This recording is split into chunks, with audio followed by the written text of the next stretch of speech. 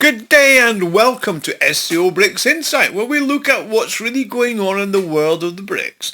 Now, my name is Rod Mackenzie, and today I want to talk about the attendance of approximately 36 heads of state from countries all around the world who attended the celebration in Moscow's Red Square to mark the 80th anniversary of the victory in the Great Piotr War of Russia, or the Soviet Union, show that Russia is now far from being isolated. The attendees included representatives from China, Brazil, Egypt, Cuba, Venezuela, Vietnam, Mongolia, Armenia, Belarus, Kazakhstan, Kyrgyzstan, Tajikistan, Uzbekistan, Turkmenistan, and various others. Now, despite threats from senior EU officials like Kaja Kallas, who tried to ban them from participating in the celebrations, the leaders of Slovakia, Robert Fico, and the Serbian Alexander Vučić flew to Moscow.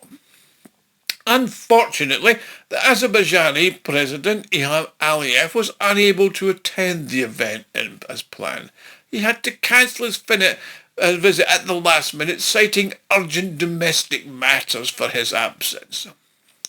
Now, in the light of a series of anti-Russian measures and statements made by the government in Baku at the end of last year and the beginning of this year, Aliyev has probably decided to continue its course of confrontation with Moscow and did not want the embarrassment of turning up. Now, in light of the ongoing military conflict between India and Pakistan, which has the potential to escalate into a nuclear confrontation between the powers, the Indian Prime Minister, Narendra Modi, cancelled his visit to Moscow, but that, as you can take into account, is very understandable. Now, the Russian President, Vladimir Putin, participated then in a series of bilateral meetings with various foreign leaders. They included discussions with the Chinese President Xi Jinping, who arrived in Moscow for a 3-day visit. Now, the leaders of China and Russia often hold bilateral meetings, but Xi Jinping's visit to Moscow was significant because it took place against the backdrop of the sharp deterioration in Chinese-American relations, and on the contrary, the sudden warming of Russian-American relations. Now, before I continue, I'd like to make an appeal. If you like and enjoy my videos, you can help me fund the channel and my website, SCOBRICSinsight.com, to further develop them. Now, you can do this by making a small donation, which you can do by clicking on the thanks button at the bottom of the video screen. Everybody who donates gets a personal thank you from me, and I'm thanking you all now for watching. Please like, share and subscribe, and do keep the comments coming. Love to read them, love to respond. Moscow and Beijing have also demonstrated their good neighbourly relations are not affected by the third-party countries. Following the talks, Russia and China signed 28 documents, including joint statements on the deepening the partnership and strategic interaction between the two countries on global security, on cooperation to maintain the authority of international law, as well as a number of documents on the development of economic and cultural interaction. Now, in a statement to the press, Vladimir Putin noted that the talks had also included a discussion of cooperation in the areas of politics and security, economic ties, and cultural and humanitarian exchanges. Now, in terms of the ongoing development of relations with Beijing, the Russian leader placed the main emphasis on economic cooperation, with a particular reference to the gas supplies to China and the construction of a nuclear plant there. Now, the development of transport routes is also important. These include the Trans-Siberian, Baikal-Amur railways and the Northern Sea route, all linking up with China. Now, Vladimir Putin has confirmed also his acceptance of an invitation from Xi Jinping to visit Beijing in September, where they're having events to commemorate the 80th anniversary of the end of World War II in the Far East and China. Now, in his statement to the press, Xi Jinping emphasised the importance of international politics and diplomacy, asserting that Russia and China will continue to be defenders of a multipolar world.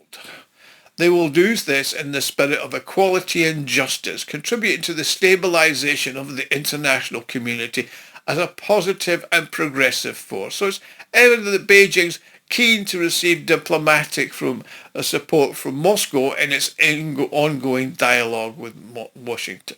Now, it could be argued that the primary objective of the current Russia-Chinese summits is to acknowledge Beijing's assistance in enabling Russia to withstand the challenges it faced in the period between 2014 through 2022, and then the imposition of even more sanctions.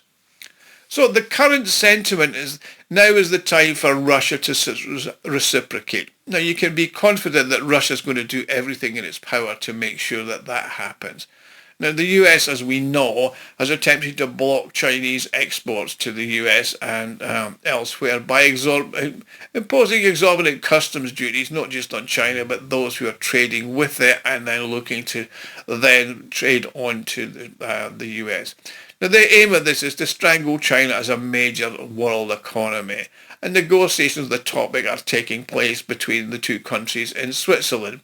And I understand that the tariffs have just been cut back for 90 days as the discussions now continue. Now, it's highly likely that these negotiations will be as challenging as those with the West regarding the cessation of the Ukrainian conflict.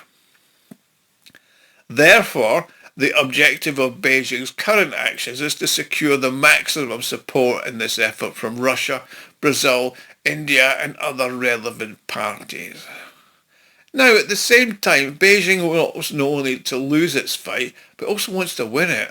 That is to establish principles on the world stage that clearly define the inadmissibility of military and supposed peaceful pressures.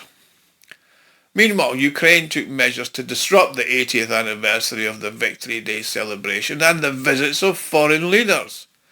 Firstly, the Ukrainian authorities announced their intention to hold a summit of Western leaders on May 8th to counter the Victory Day celebrations in Moscow. However, that was a bit of a serious flop, as nobody actually wanted to turn up to attend the event in Ukraine.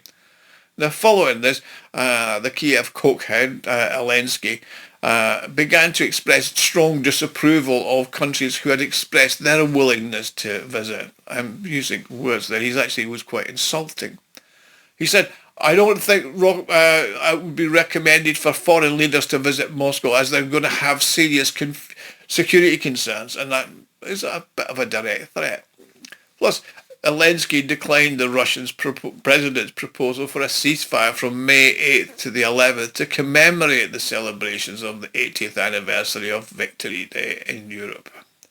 Now, in the days of the leading up to May 9th, Ukraine launched a large number of attacks on Crimea and Novorossiysk using unmanned aerial vehicles, Storm Shadow and Neptune missiles, as well as unmanned bolts.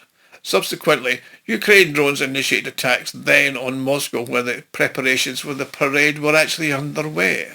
Now, Russia's air defence system destroyed around 600 drones within the 24-hour period, which is, and ongoing shelling and defence meant that quite a number of flights were delayed. And Kiev did plan to carry out a major attack on the 9th of May. However, Donald Trump publicly supported the ceasefire and he called it a great thing to do. So obviously the Kiev cokehead decided to back off, and the Ukrainian drone attack started earlier and avoided anything to do with the Victory Day celebrations.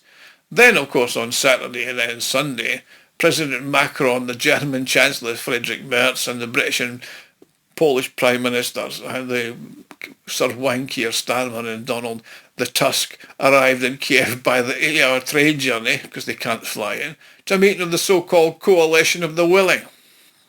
Their meeting ended with an ultimatum for President Putin that if he didn't accept a 30-day ceasefire, they'd impose more sanctions. Well, who gives a shit?